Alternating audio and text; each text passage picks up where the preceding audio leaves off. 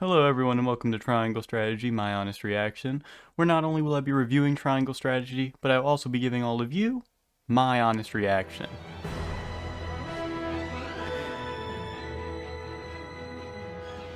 Let's get to it. You're probably wondering why I'm making a Triangle Strategy review now, almost a full year after it's come out on March 4th, 2022. Well, in 2022 we had a lot of great games, and one, for me particularly, really overshadowed it coming out on the 25th of February.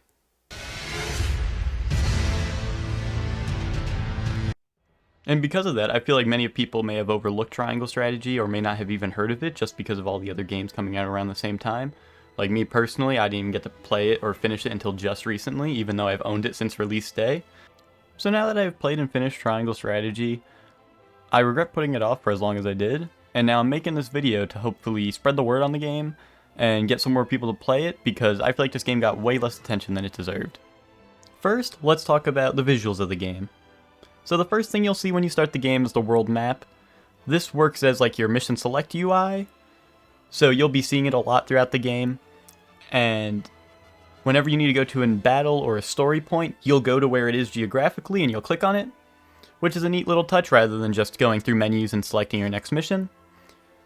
The coolest part about it though is that it actually changes as the story progresses and either the environment changes or the territory that a nation has conquered changes. It'll actually reflect it on the world map, and it really helps you like put everything into perspective and see what's happening throughout the world as a whole, rather than just being told what's happening and trying to have to imagine it in your own head. It actually kind of just shows you everything that's happening in real time, which is very cool, and I thought that was a nice addition to, rather than just going through menus like most games would have you do. From the world map, when you click on an event, whether it be a story or a battle segment, you'll be met with the characters. The characters are portrayed through these 2D pixel art sprites. They're very small compared to the environment around them, which is much more grandiose and detailed, but they can fit a lot of details into these tiny sprites, and I find them quite charming. The characters also have a half-body portrait of them that is shown through their info screen, their stat screen, or like the turn order in combat. And these really play off of each other because the pixel art I find very charming and I like it, but sometimes it can be a little hard to envision what the character looks like in a real life scenario. That's where the character portraits come in. The character portraits really show what they're picturing when they made the character, and it can really help show some smaller details on the characters that a sprite couldn't really show. So I find them both really charming, and they play off of each other really well, but it's art, and art is subjective, so if it's not your cup of tea, that's fine, but personally I really like the art direction in this game. The environments in this game are also very well done visually. As I already said, they're much more grandiose and detailed than the characters themselves, which makes sense because the characters have to fit within this world. But I think the biggest boon they have going for them is the world feels built upon the history. Like, the history of the world does seem to affect how they built the locations. Like, two different towns or two different castles within the same nation can feel very different depending on the history behind that area that you're in. And they really play into that, and it's really nice because the world and the environments don't get boring because they don't really repeat them much. The only time you'll see that stuff repeat is if you're returning to the same spot you've already been to. But it's really nice to see because even the nations all feel vastly different because they all have a different history behind them. But it's really nice to see when a game really branches out stuff that they could have repeated like the same castle twice or something if they wanted to, but they really thought about the world and that it wouldn't make sense for all these castles to look the same even though they're within the same nation. So I thought that was really well thought out, and it really helps the game because when you have these engaging environments, you don't feel like you're getting bored of seeing the same place over and over again, which might happen in other strategy games. Part of the reason I'm focusing on the visuals so much is because all of the storytelling in the game is done through the in-game engine. There's no like CGI cutscenes or anything, so if you're not a fan of what the game looks like already, that you're not going to be getting like any CGIs as payoff. So don't come into the game expecting any crazy cutscenes or anything. There are really cool animations from combat and stuff that they also reuse for some big moments in the story. So it's not like the story segments are boring. I found them quite charming, but as I said already, I'm a little biased to the art style. So if you want to see really cool CGI stuff, don't expect that. It will be all told through the in-game engine. Speaking of animations, the combat animations for your abilities, which are also sometimes used in the story, are very cool. I would say the most boring it gets is like the early melee ones are just like you swinging a sword. But as you level up, you'll get cooler ones, like you'll jump from the sky and land on someone. And then there's like the later game ones where you get like some crazy cinematic and it only shows you and your opponent, and you'll do like a bunch of slashes and like stab them from behind, and then you'll teleport around and do some crazy stuff. So there's definitely some really cool ones like that. And I would say the magic ones from start to finish are all really good. Obviously they get cooler towards the end, but magic stuff is always pretty cool. And even like boring abilities like buffing up your allies, some of them have some pretty neat animations. So that's cool to see. Last thing I wanted to cover in the visuals category before we move on is the menus and UI. No complaints here. It's a very simple one. It's very clean. There's no clutter. It's pretty easy to read. I never had any problems navigating the menus. It's very straightforward and to the point. It's not stylized like super, it's not like Persona stylized or anything like that. They just went for a nice simple one, and I think it works well. But there's no like, it's not earning a lot of style points. Maybe like one style point, but not a lot. Next thing I want to talk about is the audio of the game. First thing up there is the soundtrack. And I'm not really good at describing music, but I do like listening to it, and I'll try my best for this part. But to put it simply, they have a song for pretty much everything they would need it for in the game. They really evoke emotion with their soundtrack, and they got the sad theme for heartbreaking moments. They have the mysterious theme when you're not sure what's happening. They have the happy theme when everything's, happy-go-lucky. They have like calming themes to chill out to. And they have like the epic battle themes to get you amped for battle. Or if you're already in battle, continue to be amped to win. And it wouldn't be a classic JRPG without having like the final boss theme sound like you're about to go kill God. So there's that as well. So they have a wide range of soundtrack, and I would probably give it like a 9 out of 10 if I had to rate the soundtrack alone. I really enjoyed it. Just a quick note about the soundtrack. I really like how they use instruments that are appropriate to the time period. Now, mind you, I'm not a medieval music expert by any means, but, there's no like electric guitar or dubstep or anything, and it just adds a little bit to the immersion for me, so I appreciate that they did that. Sound design in the game, in terms of sound effects and stuff like that for your abilities or just attacking, walking around, stuff like that, it's pretty unremarkable. There's nothing super amazing about it. Some later abilities have some really cool stuff, but as I said, it's pretty standard, pretty run-of-the-mill what you would expect. Nothing really stood out to me in terms of sound design or sound effects. Now let's talk about the voice acting in the game. The game is fully voiced for the main story, except for the exploration segments. You're just walking around and you talk to random NPCs, and they'll have like a generic voice line, but they don't actually say what their dialogue says. But aside from that, that's pretty minor. Aside from that, the game is fully voiced for the main story, and even the side stories about individual characters and their like personal story, those are all fully voice acted, which is great to see. And this was one of those games where when I was playing through it, I just set the dialogue to auto scroll, like when it's done, it just goes on ahead, because of how good the voice acting was. I wasn't just pressing A to click through the dialogue as fast as I was reading it. I actually cared about hearing the voice acting because I thought they did a really good job with it, and there were even some really memorable lines from the game that I really like. So yeah, I thought the voice acting overall was very good. Now that all the other stuff is out of the way, let's get to the moment you've all been waiting for. Let's start talking about the gameplay of Triangle Strategy. First off, I want to start talking about the battles. What is the objective in Triangle Strategy combat? Well, it depends on your mission. Some of the simpler objectives include defeating all enemies or defeating a certain singular enemy, whereas some of the more complex objectives involve defending a certain point of the map, or making all your units move to the other side of the map to escape. As for losing conditions, you'll always have, if you lose all your units in a battle, you fail the combat and you get a game over, but sometimes they'll put even more restrictions on it, such as losing a certain specific unit, that if it dies you get a game over. And also sometimes you'll see turn limits on missions, so if you don't finish the mission objective in that amount of time, you do lose as well. Before we dive into the combat mechanics themselves, let's talk about the characters and units at our disposal.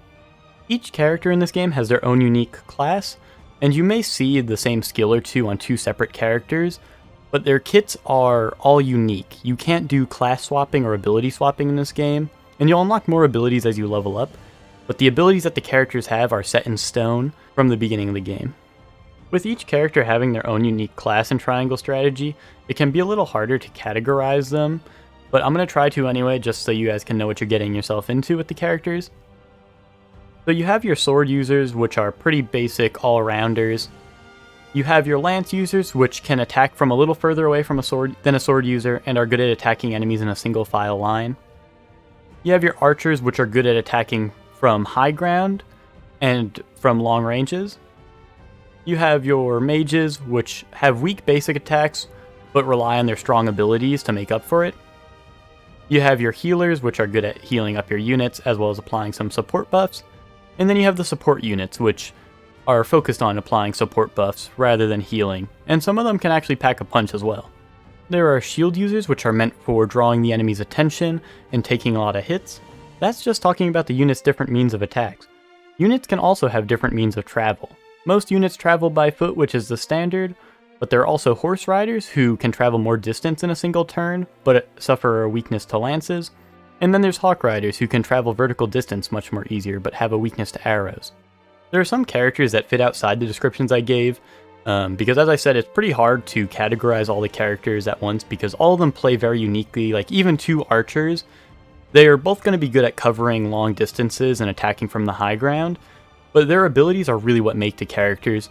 So don't expect, just because you have one archer on the team, that he's going to play the exact same as your other archer that you have. Now that you guys understand what our objectives are and what our characters can do, let's jump into what a battle looks like. The gameplay footage I'm about to be showing is about from midway through the game, and it's just a practice battle, so there will be no story spoilers you have to worry about. The objective for me was to defeat the enemy commander, and my lose condition was losing my commander. And I definitely didn't play perfectly during this by any means, and I don't even think I show off all the mechanics I'm going to be talking about in this video in the gameplay. But I wanted to show you guys what a real battle looks like. I wasn't trying to keep this stuff in mind while I was playing. I just wanted to show you guys what a real battle looked like, and mistakes can happen. I might forget about a couple of things. So I'm not playing perfectly in this by any means. But hopefully it'll help give you guys a glimpse into what combat really looks like in Triangle Strategy. Strategizing begins before the battle starts because you're able to view the entire map as well as all the enemies on it. So sometimes you may want to change up your units depending on what kind of map you're fighting on or what kind of enemies you're fighting. Most maps in this game allow from 8 to 12 units to be deployed, so you'll have to choose carefully which ones you want to bring. And also you don't have to fill out the maximum, but in this game there's no permadeath, so even if you feel like you don't have a unit that's a good fit for the fight, you could just bring them as a meat shield just to lure the enemies in. After deciding what units to bring to battle, you'll have to decide where you want to place them. So some maps give you a lot of predetermined slots, like maybe 20 slots out of 10 units you can bring. So you can choose freely where you want them to go in those 20 slots, which can allow for some interesting strategies, such as you could split up your army instead of having them all in one spot, or you could just put them in all one spot if you really wanted to. Then there's more restrictive maps that you only have 10 slots for the 10 units you have, so you just get to choose which unit you want to start where. In the example shown, my lord was stuck all alone, and he was the one I had to protect for this mission. So I brought my tank with him because he's good at disrupting enemies and drawing their attention towards him. And then I brought the assassin because she's good at killing enemies one-on-one. First thing you'll notice in combat is the turn indicator at the bottom of the screen. You'll see whose turn it is currently as well as all of the upcoming turns in order. And you can actually scroll through and it'll give you a number and show you how many turns until this person moves, which is a very neat addition, so it helps you plan ahead. Once it's your turn, you'll see that you have two things you can do on your turn. You have movement and you have your action. So your action consists of using an item, an ability, or an attack, and movement is just choosing where you want to move. If you choose not to do either one, in this game you actually get an inaction bonus, which is a really neat feature. So if you're using a turn just moving and you don't do anything else, your turn will come 10% faster the next time. So it doesn't punish you as much for using a turn to either reposition, or if you're already in a good position and let's say you have an archer on a sniper's peak, you can just shoot and you don't have to move, and then you get the inaction bonus and your next turn comes even sooner.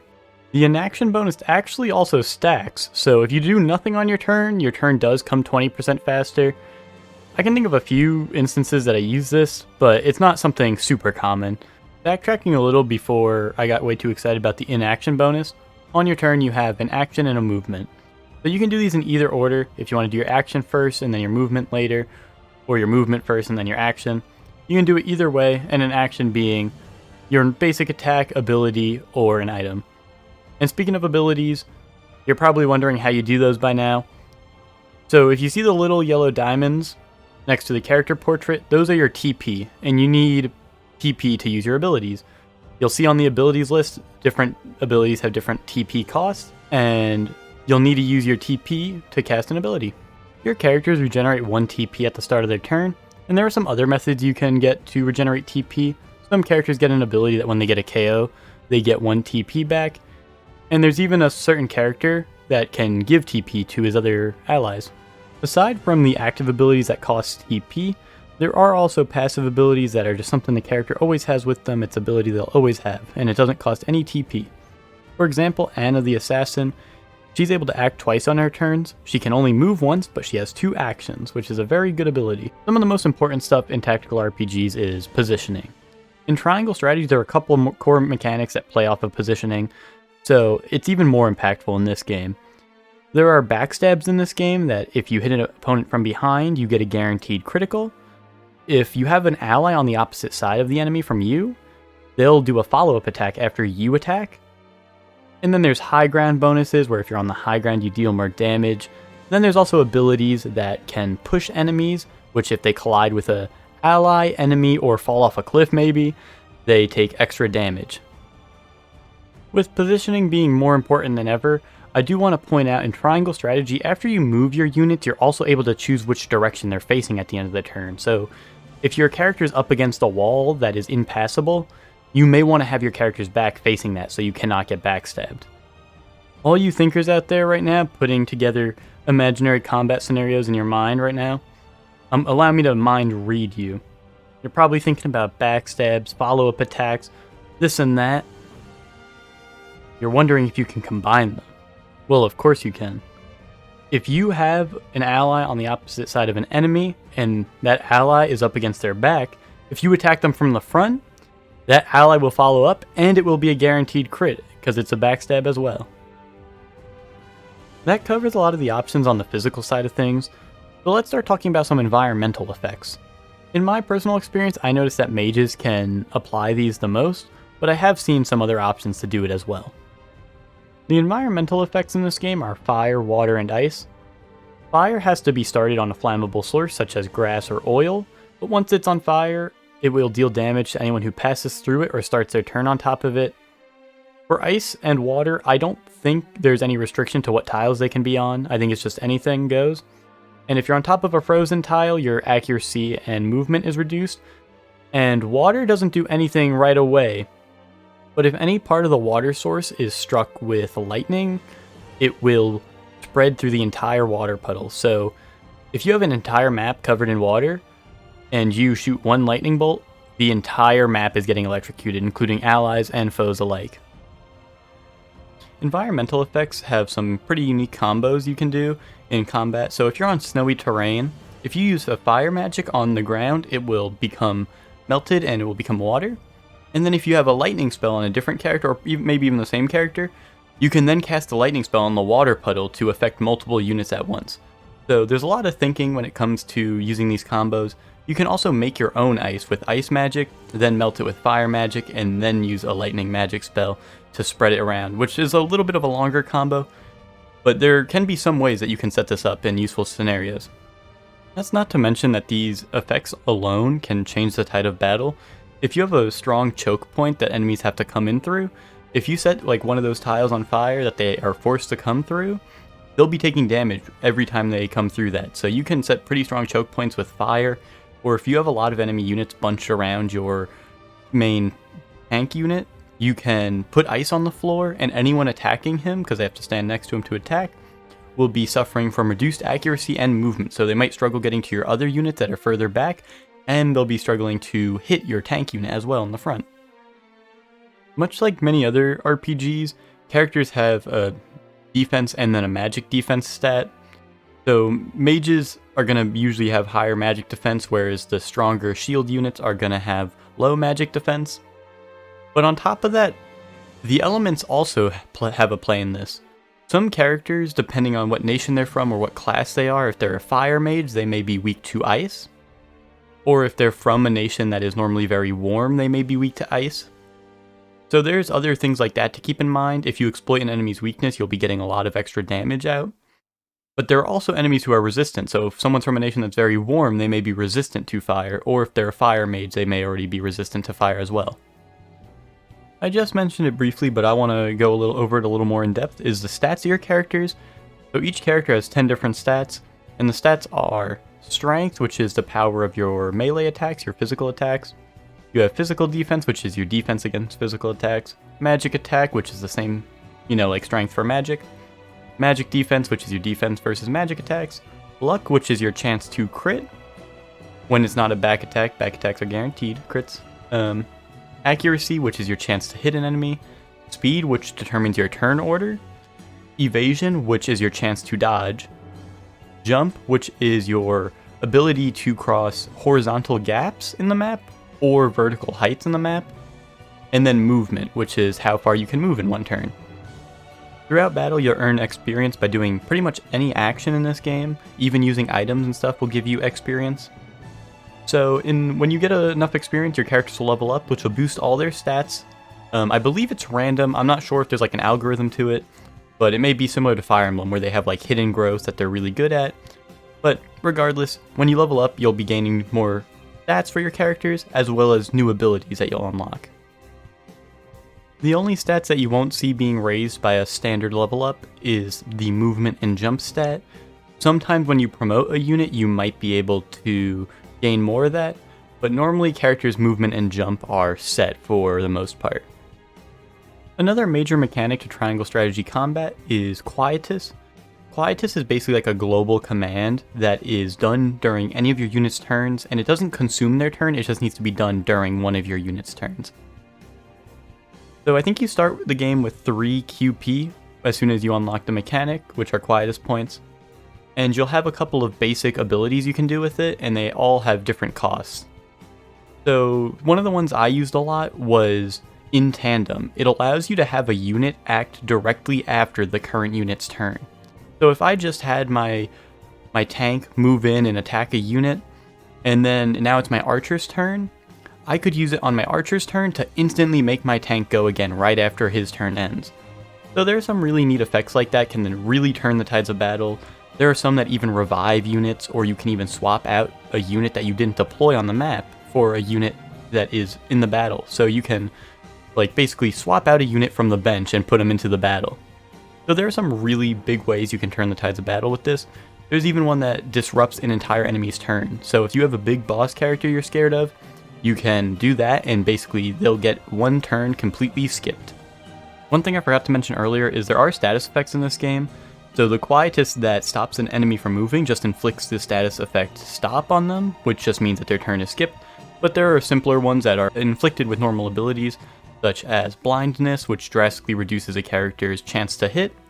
There is Fury, which forces a unit to attack a certain unit that inflicted Fury upon them, so that's really good for your shield units to inflict on enemies, so they're forced to attack that unit and then your other units can move around freely.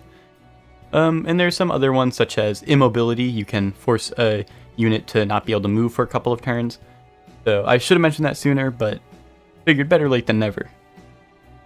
Just like there's a chance to hit with abilities, there's also a chance to inflict these status effects. So an attack that inflicts blindness isn't always guaranteed. You may see that an attack has a 100% chance to hit, but the blindness is only an 80% chance or something like that. So just another thing to keep in mind. Back on to Quietus, you may be wondering, how do I get more Quietus points or more abilities to activate with my Quietus? So another currency or resource you'll be earning throughout battle other than experience is kudos. So kudos are basically rewarded to you if you use the game's mechanics to your advantage. So getting attacks from the high ground, getting follow-up attacks or backstabs, or even just hitting multiple units with a singular AoE attack will earn you kudos, and you'll be able to spend those outside of battle to buy more Quietus points or buy other Quietus abilities that you'll be able to use later. And if it wasn't clear, Quietus is refreshed at the start of battle. It's not like a permanent currency, you don't need to buy one for each battle. It's going to be, you start with the 3, and every single battle you'll have those 3 at the start of battle, and as I said, you can unlock more maximum, so I think it's up to 5 maximum Quietus points per battle. Another resource you'll need to be keeping track of during battle are spoils. So in battle, when you kill enemies, sometimes they'll drop spoils, which are these little bags, and you'll be able to tell the rarity of them depending on what it is. A normal like white bag is, I think, common. Then there'll be blue ones for rare, and then there'll be golden ones for like the ultra rare, or I don't know if they have actual terms for it, but you know, something like that, common, rare, and ultra rare. And then you have exquisite spoils. Exquisite spoils are dropped usually by boss characters, and you're guaranteed to pick them up, but the other spoils, you do need to go to the tile that they're on to pick them up and end your turn there. So if you want to be earning more loot and during battles, you'll need to go around and pick those up manually. This can be a little unfortunate for strategizing, like if you snipe an enemy that's pretty deep into enemy territory and you want to run in and get the loot, it could lead to some poor decisions. I've definitely been blinded by greed more than once. And also, enemies can pick up the loot that their own team have left behind. So if you kill an enemy and they drop some spoils, the enemies can pick it up to prevent you from getting it. So what exactly are these spoils, or this epic loot you've been picking up? So in battle, it's not clear what they are, but once you're out of battle, it'll show you all the spoils you've collected and what they are, what they actually are.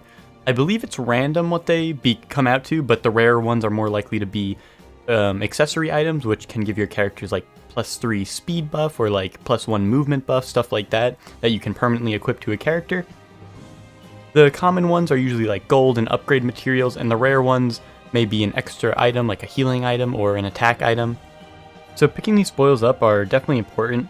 Even just the money and upgrade materials are very important. You always want to be able to upgrade your characters as much as you can. And even money, like just buying healing items. The healing items themselves got me out of some really tricky scenarios I've been in. And maybe that's just because I only use one healer on my team, or perhaps I'm just not as good as a strategist as I thought I was. But I was relying a lot on healing items, so I would definitely recommend collecting money. There were parts in the mid-game where I had no money to buy healing, and I was stuck with my one healer, and if they couldn't heal, my units were gone. I think that pretty much covers everything I want to talk about in terms of battle mechanics in this game. But let's start talking about some other gameplay mechanics, such as the encampment. When you're on the world map, you can choose to go to the encampment, or right before battle, you can choose to go here. This is kind of like your hub for the game, if not the world map. Once you're inside the encampment, you'll notice there's a couple of key points. There's the bar keep, which is where you can access your training missions, like I showed in the gameplay earlier. There's the merchant, which you can, spend your gold on items. And then there's the kudos merchant, who is able to promote your units as well as trade you items for kudos. I would recommend spending money in kudos as frequently as you can. If you're trying to save up for something big, I can understand that, but something I fall into in RPGs in general is saving my items and money for the entire game and never using them, and then getting to the end of the game like, I never used any of this. In this game, I was fighting for my life most of the game. Most of the fights I were either under-leveled or just evenly matched in level, so I found myself using items a lot and relying on the items I bought.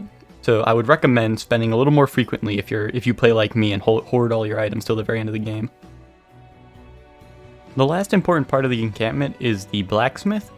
He is the one who's able to upgrade your units. So the kudos salesman can promote your units, which will give them a higher stat line base, and it'll allow them to unlock more abilities as they level up. But you'll need a certain item to do that. With the blacksmith, this gives characters access to a skill tree almost. It's not exactly a skill tree, but it functions a little bit like one. You'll basically have different tiers of upgrades. You'll need to upgrade the character's weapon first to get to tier 2 and tier 3 of the upgrades. Some of the early basic ones are just like, oh, +1 strength to this character. But some of the later ones can have a really big impact, such as making it so one of the character's abilities is completely free, so it doesn't cost any TP to use, which is really game-changing. So there's some upgrades in the skill tree that can really change the way a character plays entirely, or just gives you a lot more leniency with how you play them. The character upgrades cost gold, as well as certain items that you'll need to purchase the upgrades. These items can be found in spoils during battle, or you can buy them from the merchants. But the most important thing to keep in mind when upgrading your characters in this game is that if you buy an upgrade in Tier 1, all your other upgrades in Tier 1 are going to get more expensive. So you're going to want to get your ones you want the most out of the way first, because the later ones are just going to get more and more expensive. So you might not even want to consider buying all the Tier 1 upgrades before moving on to the Tier 2 or Tier 3 upgrades. Another thing to keep in mind when upgrading your characters is some later upgrades in the other tiers have prerequisites. So that's indicated by a little arrow going from one tier to another. And that's just showing that you need to have the first upgrade in order to upgrade to the second version of it in the next tier. That's something to keep in mind while you're upgrading your characters, so you can plan ahead and make sure you don't purchase too many upgrades and make the prerequisites much more expensive than they were originally. Another cool thing about the upgrades in this game is that some upgrades you can only get one upgrade or the other. This is shown by a box around them, and it says "or" in between them. This is usually like you can buff one ability or a different ability. So what's neat about this game is that you can actually switch these in and out as much as you want, and you only have to purchase one of them once. It's not like you have to purchase both and then you can swap them in and out when you want.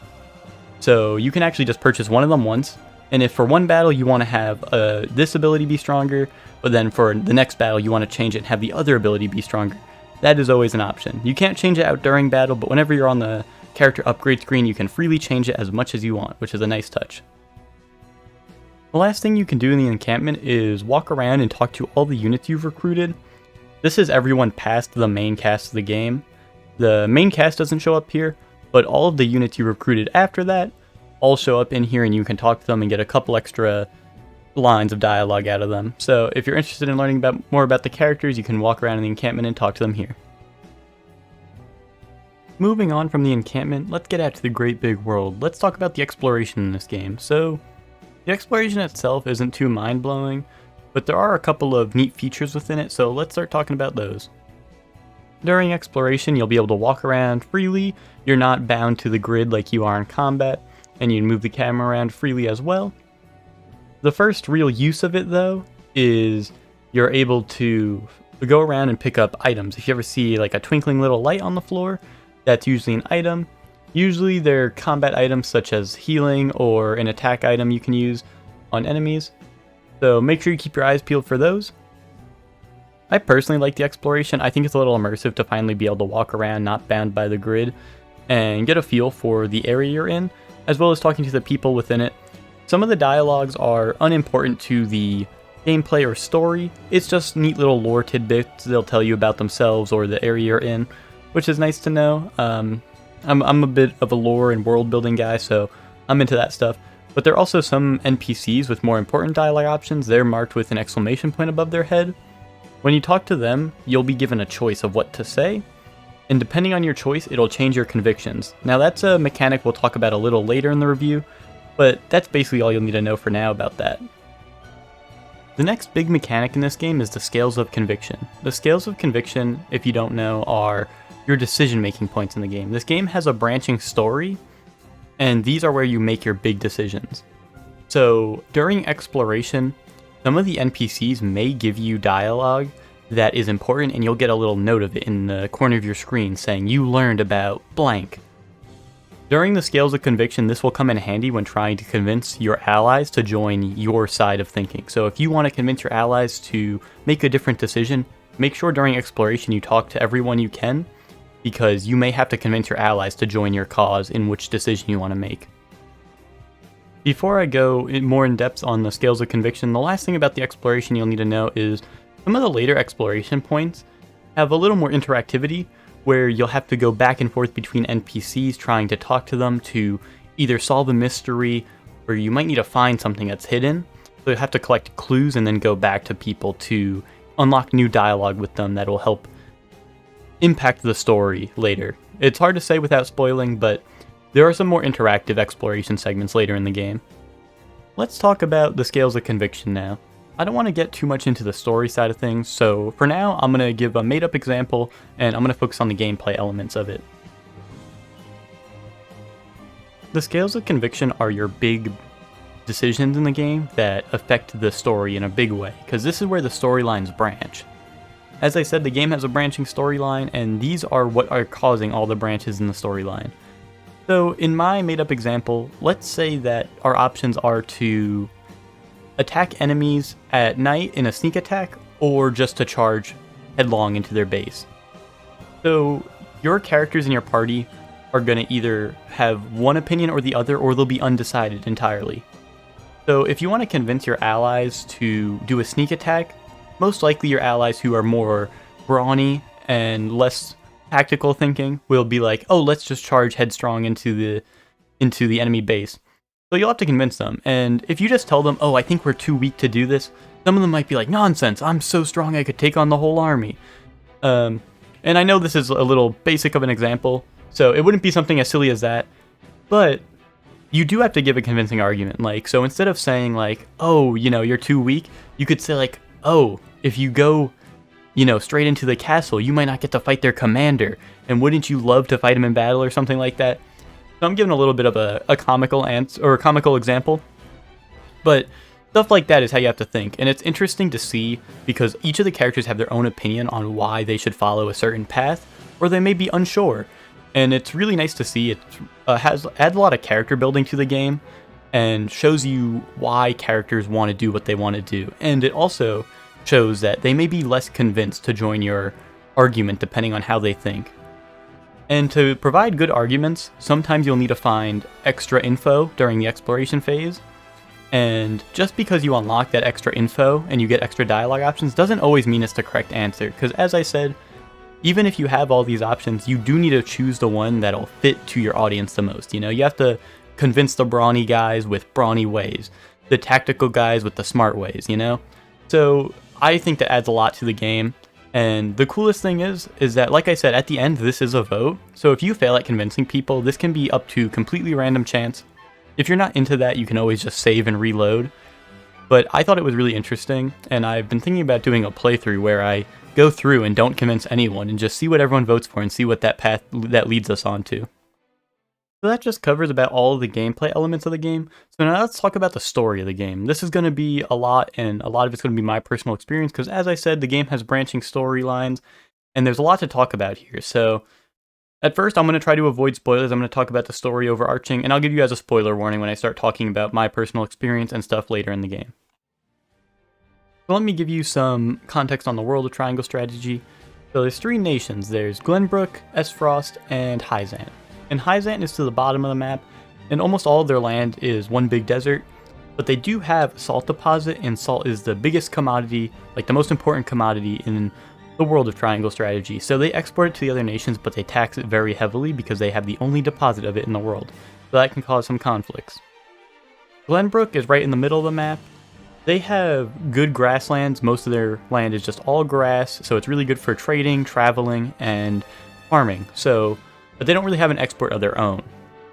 Then there's Esfrost to the north. They are a snowy nation. Almost all of their land is in snow, but they have a lot of iron, and their nation is very militaristic. So I'm sure you can see how the conflicts are already brewing just from the start of the game. The next thing I'm going to cover is about like the first 30 minutes of story you're given in the game. So if you're trying to go in completely spoiler free, I'd recommend skipping towards the end now. But if you are interested in hearing it, let's get to that. 30 years ago in the world of Triangle Strategy, there was the Salt Iron War, which was a war that had all 3 nations participating in it, basically over who gets to control salt and iron, and Glenbrook was kind of caught in the middle because geographically they're in the middle of Hyzant and Esfrost, so it caused a lot of grief to all 3 nations, and it didn't really solve anything. But the hero that was credited for ending the war is Simone Wolfort of House Wolfort in the Kingdom of Glenbrook. And in Triangle Strategy, you play a Serenoa Wolfort, who is the son of Simone. So To start off Triangle Strategy, all three nations are working together on a mining venture where they create a mine in Glenbrook, and hopefully they find iron there, and they want to be able to basically have peace between all three nations and have an export that is centered in Glenbrook and is exported fairly to all the other nations. And this is their first big step towards a peaceful arrangement of all three nations. Along with the mining venture, between all three nations, Serenoa, your main character that you are playing as, is also having an arranged marriage set up with one of the royal family of Esfrost. And that's basically where the game starts. So, you start off meeting your to-be wife, Frederica, and this was also sort of like a peace arrangement between House Wolffort and Esfrost. So that's enough context for now about just the background of the game and what you need to know going into it. I'm going to start talking more about the overarching story now. I just want to give you guys some context so you're not completely lost. So, as I'm sure you can imagine, war does ensue at some point, and a lot of the story points of Triangle Strategy are moral dilemmas. With branching storylines and big decisions to make being a big part of Triangle Strategy, a lot of them put you in these moral dilemmas. Should I sacrifice my people so me and my party can survive? Should I do what's right and struggle through it and suffer the consequences? Or should I just bend the knee to whatever someone tells me to do, even though I know it's the wrong thing? This is what made the game's story so engaging for me, because the combats that I did, the game was fairly difficult, so I was afraid that if I made the wrong decision, and even if I wanted to stand up for what's right, I was afraid that the consequences of it would lead me fighting off a bigger army than I could handle. So it really left me with a lot of things to think through, and sometimes it's not just a moral dilemma, sometimes you just have to talk about a tactical decision, and that can also be very stressful because they can tell you what the plan is and what you're planning to do, but you can never envision how it's going to go and how it's going to end up. So stuff like this just made the story so engaging for me. Sometimes I would be up until 4 a.m. telling my friends like, oh guys, I'm at this really hard decision in the video game and I'm trying to tell them the entire story, which is part of the reason I made this video, is because this game just had me, I was thinking about it all the times. I would put down my Switch and I would be like, I need to think about this for like an entire day. And so I would come back the next day and I'd be like, I think I'm ready to make a decision. And so the game really gives you a lot to think about. The decisions are very hard to make, and it had me thinking, because I'm someone who likes to live with my decision. I don't like to save scum and go back. And I might do another playthrough, but also I love games that your first playthrough really sticks with you.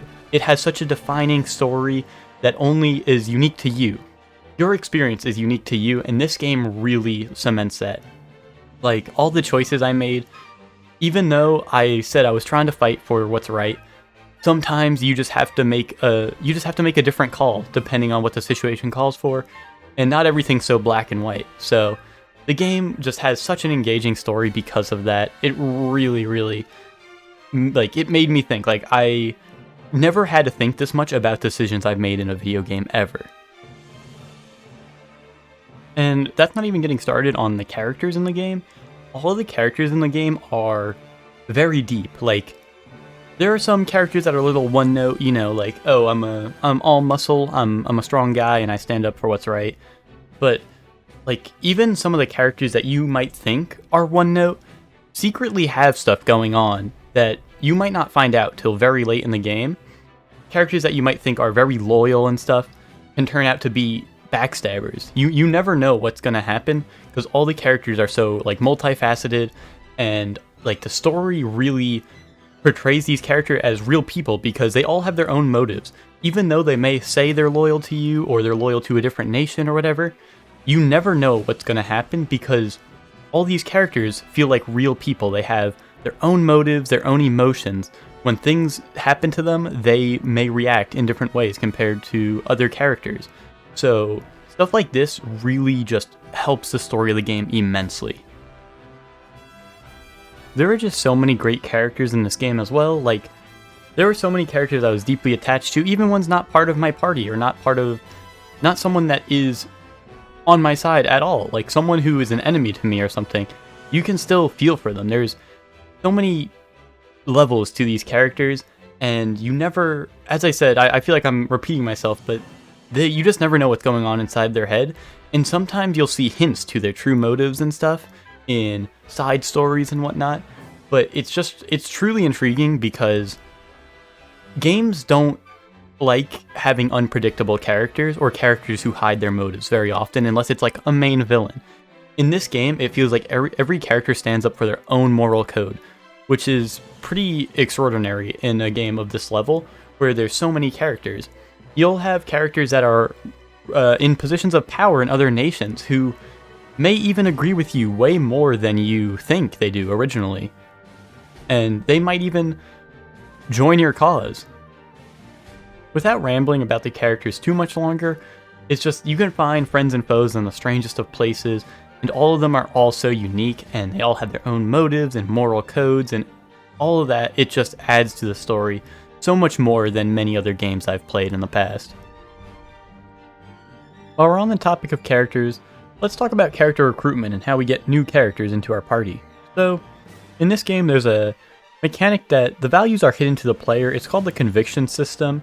There's 3 different convictions. There's morality, liberty, and utility. And you can't see the value of these numbers, but they're basically being added up behind the scenes, and everything you do in this game, from talking to NPCs, your decisions you make, stuff you do in combat, are all changing these numbers. And depending on what your overall values are for all of them, you'll be able to recruit different characters throughout the story. In my playthrough, I didn't look up a guide for this or anything. I went in completely blind, and I had 21 out of the 30 playable characters in my party by the end.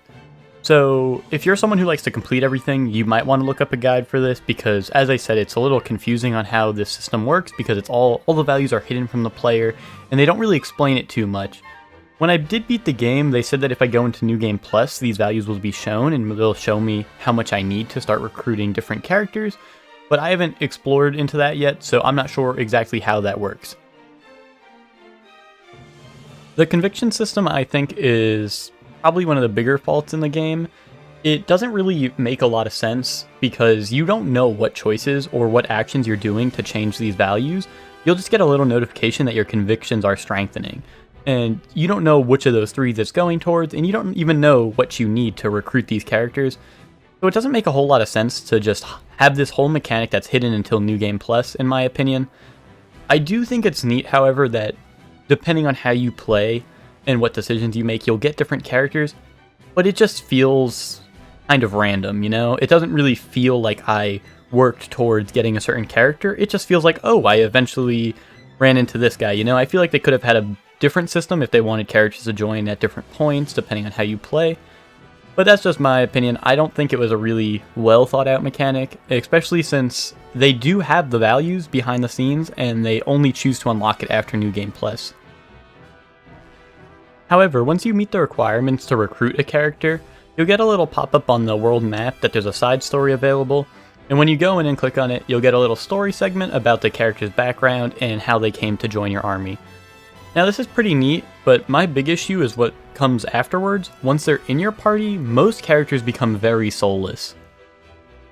When I was talking about the characters in the main story and the main party, a lot of them are very deep, and it really sucks to see that characters that you recruit have no role in the main story. Even some of the characters you might recruit are very closely tied to a character in your main party, or they might be a character that was previously very important in the main story, but once they join your party, they have no influence on the main story.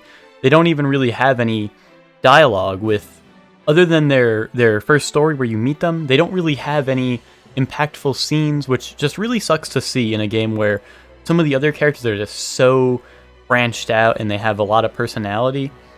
However, I guess it does make a little bit of sense, considering that with the conviction system, you can recruit all these characters at vastly different times through the game, and on vastly different routes as well. So it makes sense through a game dev perspective, but it does still suck to see that characters that could have so much more characterization just kind of become soulless once they're in your party.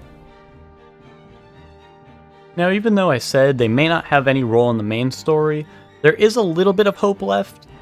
Characters in this game have side stories where if you use them in enough missions, You'll unlock side stories similar to when you recruit new characters. It'll be the same pop-up on the world map, but it'll be with characters that you already have in your party, so even the main cast can have these as well.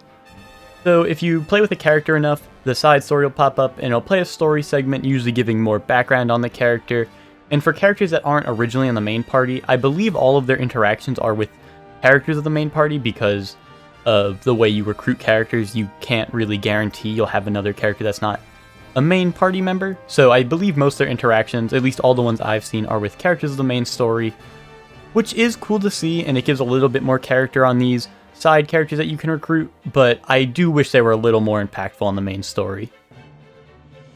So let's talk about the Scales of Conviction again, more so the story side of things. So the Scales of Conviction are a family heirloom of the Wolfort family that's passed down from your father to you, and basically your 7 main party members, aside from you, have a token to vote in it for, and that's why you have to convince them, as I mentioned earlier, to vote one way or the other. Characters will usually have a predetermined side they're on, or some characters will be undecided altogether. And I think this helps build the character because it lets you know how they're thinking. Some characters who are a little more tactical and they're worried about their own safety might try to make some sacrifices of other people so that they can prosper and so that you guys have less trouble facing you.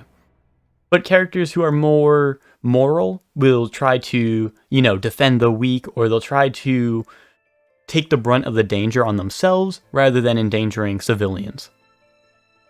This is one of my favorite parts of the game because on top of tough decision making, these are also key story moments, and characters all have very strong opinions about these, and some characters are pretty hard to convince to see the other side, and it really gives you perspective on what the characters are thinking of and what they're like and whether their morals are or what's important to them. Would they rather protect you guys, their friends and family, rather than protecting the common folk? Or would you rather stand up for the common folk at the sake of your own health?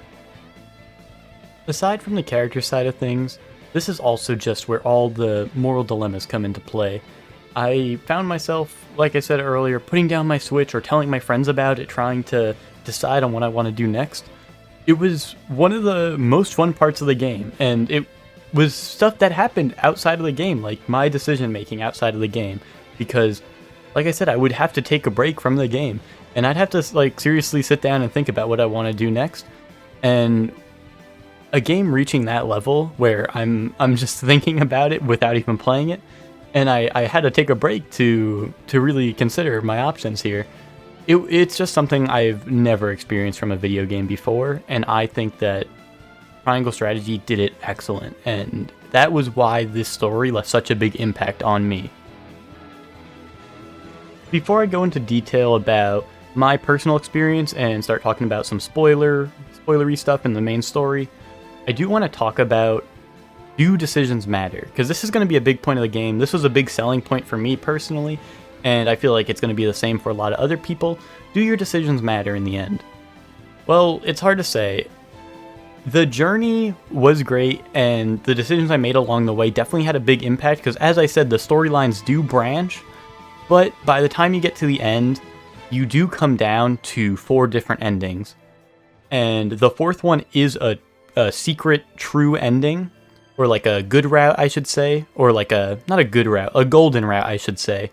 And if you are interested in getting that, like I said, it is hidden, so you have to play the game a certain way and make certain decisions along the way. So if you do want to get that on your first playthrough, I would recommend looking up a guide. But the ending I got, I wasn't dissatisfied with or anything. It just left me feeling a little sour at the end because I realized that my decisions along the way didn't impact the ending at all.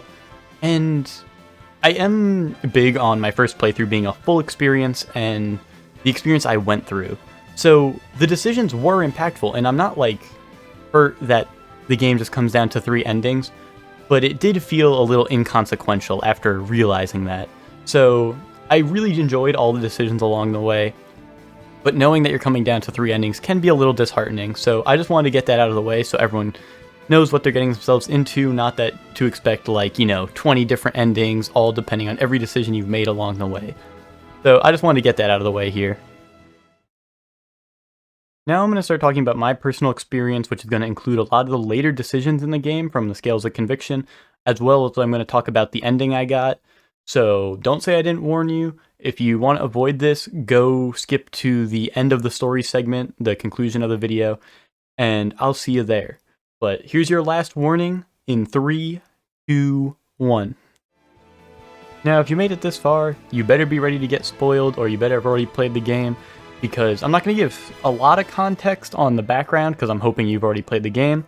I myself am a very anti-spoiler person, but this game just has me thinking about it nonstop, so I really want to talk about it and discuss with it anyone who is also beaten the game, or if you haven't, if you've watched a full playthrough or something and you still want to talk about it. So, without further ado, let's get into my personal experience.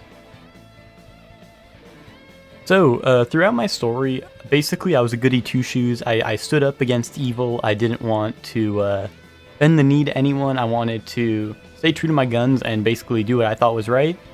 And I feel like I was very satisfied with my outcome. I think I did very good throughout it. I didn't give Roland to Frost in one of the early chapters where they ask you to surrender him. I didn't accept Silvio's deal. I didn't accept Hyzant's deal to do the illegal salt trade.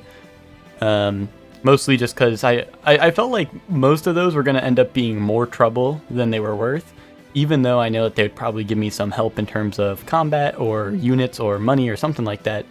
I just didn't want to deal with the trouble. A lot of them sounded like it was going to be more trouble than it was worth, and also I'd have to be a little bit devilish to do some evil deeds like that.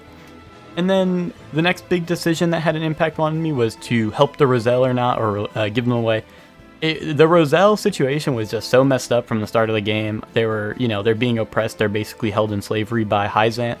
So there was no way I was going to... And also with Frederica being your soon-to-be wife, there was no way I was going to give up the Rosellan village to Hyzant. So I definitely said no to that and fought them off there.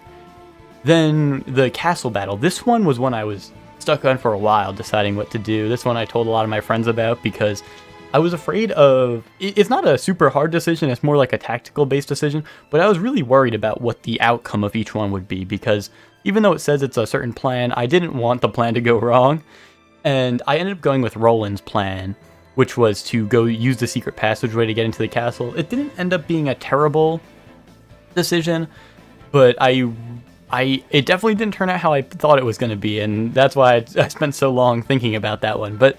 That was definitely one of the hardest decisions for me to make personally, just because I was having trouble seeing where each decision would lead me, and I was really worried about all the outcomes.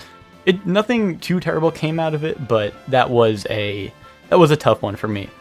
Then the next one was also another tough one, where you're deciding to either go with Frederica to the Rosellan village, go to see her father, who's just recovered, or stay with Roland in the capital.